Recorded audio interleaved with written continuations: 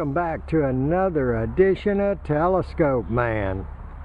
Well, I wanted to do a final video on the tower and the ham shack for you and just talk about it a little bit and maybe fill in some gaps that weren't quite explained in the last video. So here we go.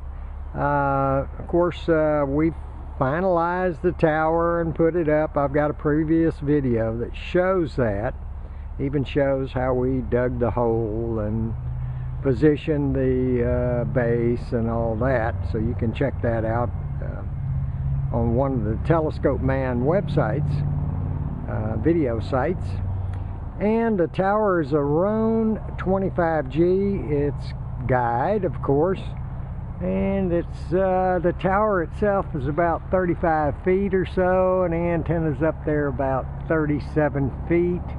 It's a Mosley 33 Classic with a 40-meter kit on the driven element, which is the element in the middle, the one that appears to be longer than all the rest of them. Right now the beam is pointed south, and I gotta say that Murphy struck us a few times during this installation, but after about a week we managed to figure out what was going on. I'm just showing you one of the anchors down there, about 4 feet in the ground. And I bought these anchors at Tractor Supply, believe it or not. Very, very nice anchors, about 4 feet long. I did take the anchor, which you can just barely see the ring above the grass there, the ring on the anchor. I did take them to a welder and had him weld the eyes of the anchor completely closed. So did that with all three anchors. We thought we were going to have a problem with it clearing the house, the guy wires, but that didn't turn out to be true. But we did have Murphy strike us a few times. I'm going to show you what those problems were, and just maybe that'll help you in the future if you decide. Okay, so here's a little bit closer shot of the base. 3 by 3 by 4 feet deep. Got gravel in the bottom, rebar all through it.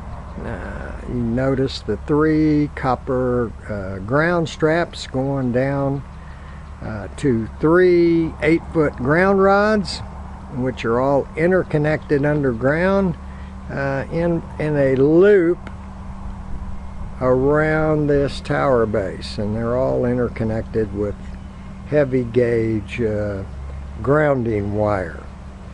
Eventually I'm going to run a leg. I'm going to come out from this one and run out to here approximately and put another ground rod right here. Then I'm going to make a left-hand turn, and I'm going to go down there. Right on the other side of that gate is the grounding rod for the mains, and I'm going to attach it to the mains. That's the only thing I really have left to do, not very much. And that way the tower itself will be attached to the mains ground for the house by doing that. So that's my final step. I'm trying to do that within the next month. I just wanted to show you this little Array Solution grounding box. That was where our first problem was, and we looked at it over a period of 4 or 5 days, and went up there and looked at all the 8 wire connections to the grounding box. Couldn't see anything wrong at all, and discovered after we detached everything that the yellow wire had broken inside of the insulation there, where it comes out into the little small fork mount that you put on the screw. And you couldn't tell. You could jerk on it and everything, nothing happened, but as soon as you unbolted it, the wire fell out. So one of my Murphys was I had a broken yellow wire one of the 8 wires going to the rotor, so that was causing looking the other way, I still have my Comet GP9 that I'm using for VHF, UHF, get good signal reports off of it. And I'm about 45 miles outside of Dallas, but I can hit the repeaters in Dallas using this antenna. Everybody suggested I move it to the top of the tower. I didn't do that. I said it works just fine. I can hit everything I want. I don't want to complicate this more than I need to. We're just going to leave it right here. And you know, it's very well positioned. Here comes the cable. It's got a messenger line on it. And of course, it drops down into the house here and into the shack through the pass-through panel, as do all the antennas. They all come in the house through an MFJ pass-through panel. Now notice on the panel I did upgrade the panel ground. Alright, you can see the copper strap that I changed from a wire to a copper strap to ground the panel, which gives me a little bit better ground for the shield of all the coax. The coax shields, of course, when you tighten them down there, they're onto the panel, and then the panel is grounded back over to the ground rod. So panel is well grounded, the shields are well grounded now, and should be okay. And then of course you can see the braid coming out, which is clamped down there on the near the ground, and that's my main grounding for the equipment in the shack. I've had some people write me and say, you know, you can't use that, you have to use a 3-prong in the wall. Well, I'm not talking about the electrical grounding. Of course I use a 3-prong plug. All the equipment is 3-prong plugged and is grounded, of course, into the house ground. That's an electrical ground. This is RF ground here. Alright, so has nothing to do with the 3-prong plug on the equipment, the electrical equipment inside. Alright, that's all grounded into the house. My house ground is just fine. They wired it correctly, and of course the ground, the 3rd plug on a wire is the ground. So all the equipment is electrically grounded through the fuse panel in the garage. So, and then all that goes outside to that mains ground rod. So the house is properly grounded. No problem there. This is RF ground. Something for the amp to work against, the tuner to work against, keeps RF out, sends it out here. There's no ground loops inside. It's a single point ground inside that comes straight out, about 4 feet long, is all the length of the braid, and it comes right out here. Now if I ever notice this braid deteriorating, I'm just going to replace it.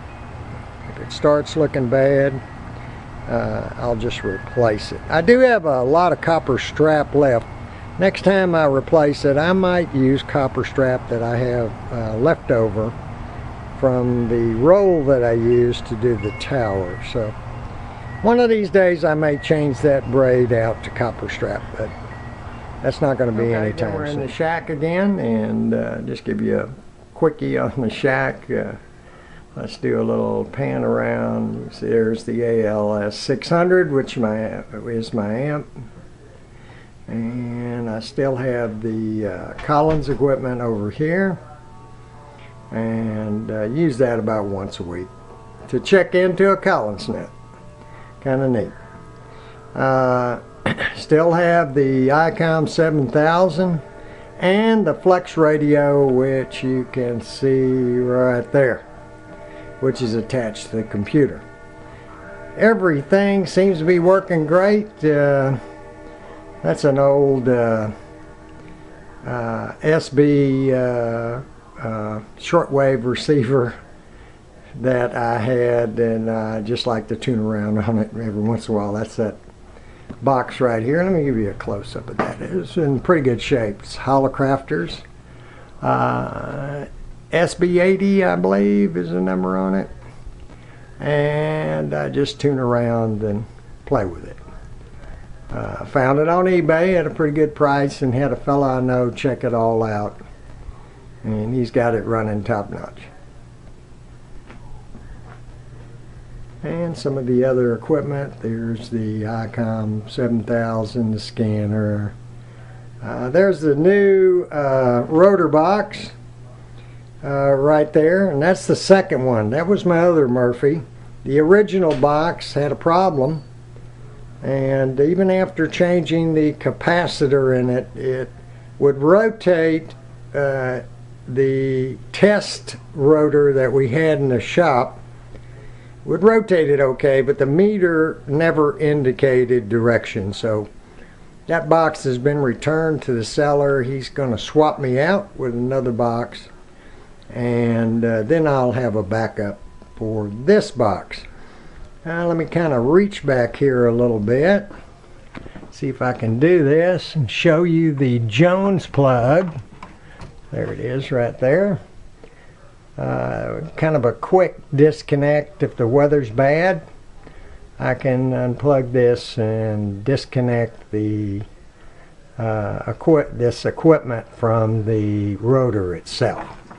Installed a little Jones plug on there to do that. Anyway, that's how the shack looks right now. Everything's pretty good. Everything's working good. Still don't have any RF in the shack. Everything seems to be working fine. I did install another switch behind this desk, so antenna switch, so I can switch between the Mosley beam and the QSO King long wire, which I still have up outside. I can throw the switch and switch between the Mosley and the long wire. That just gives me basically the capability to transmit on and or listen on all the bands that are out there, because that's a 160 through 6 meter QSO King in-fed long wire that I still have, 127 feet long. Anyway, that's how the shack looks now. I wish y'all 73 as I usually do, and clear skies. And remember to keep looking up to see the greatest show on earth right over your head every single night. See y'all under the night skies and on the radio. See y'all later.